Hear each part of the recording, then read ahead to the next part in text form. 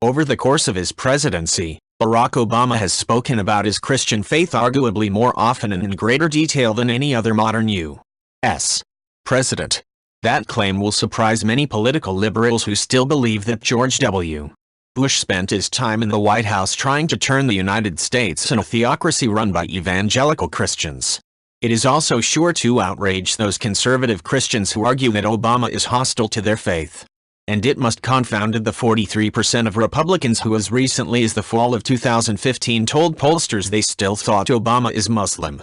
But a look back through 8 years of Obama's national prayer breakfast speeches, his remarks at the White House Easter prayer breakfast that began as a new tradition during his first term, and the heartbreaking number of eulogies he has delivered following mass shootings reveals a president who has spoken about faith not only with great frequency but also with uncommon depth.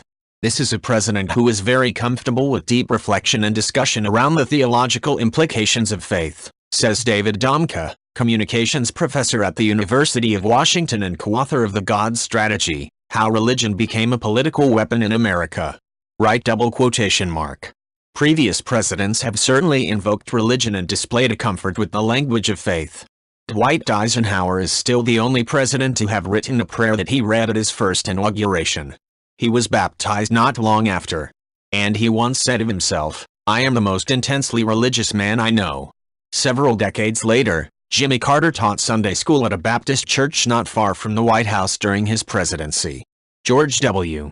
Bush cited Jesus as his favorite political philosopher in an Iowa debate before the 2000 GOP caucuses, and he enthusiastically made the support of faith-based organizations one of his first domestic policy priorities.